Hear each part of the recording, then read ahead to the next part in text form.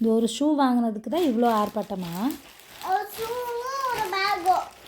ஒரு ஷூ ஒரு பேகு. அந்த பேகு நான் பழைய பேகு சர்ச்சு கொண்டு வரம்ல, அந்த பேகு உங்கள் அக்கா சின்ன குழந்தையாக இருக்கும்போது வாங்கினது. 1 வயசு உங்கள் அக்காவுக்கு. உங்கள் அக்காவுக்கே 8 வயசு ஆச்சுடா. அது நஞ்சு பிஞ்சு கிடக்கு உள்ளெல்லாம். சரின்னு ஒரு பேக் வாங்கினேன். ஏய், உனக்கு எவ்வளோ செப்பல் இருக்குடா? எனக்கு இவ்வளோ செப்பல், இவ்வளோ செப்பல், உங்களுக்கு இவ்வளோ செப்பல் இல்லைங்க. அந்த என் சின்ன வயசுல ஒரு செப்பல் போட்டிருப்பேன் சின்னதா, அது முன்னாடி இவ்வளோ ஷூ உங்களுக்கு இருக்கு. அது உங்கள் அப்பாது தான் இருக்குது. உங்கள் அப்பாது என்னது? அதெல்லாம் பார்த்தெல்லாம் பிஞ்சு நஞ்சாச்சு. அதெல்லாம் பொய் சொல்லாத. அதெல்லாம் பாதி நெஞ்சாச்சு புஞ்சாச்சு. அதெல்லாம் நீ எப்பவுமே போடுறதே இல்லை. நெஞ்சுவே கிடையாது. ஏய், அது பிஞ்சனால தான்டா நான் போடுறது இல்லை.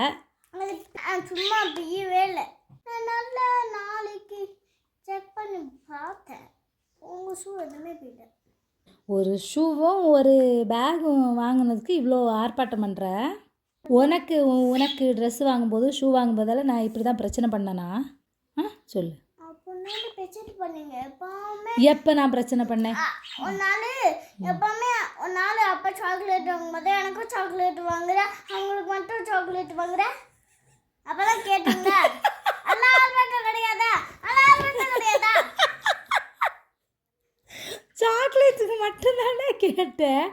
அது 10 ரூபாய் சாக்லேட்டு. அதுக்கு சரி அவங்களுக்கு மட்டும் வாங்கியிருக்கேன், நானும் ஒரு குழந்த மாதிரி தானே எனக்கும் வாங்கி கொடுன்னு கேட்டேன்.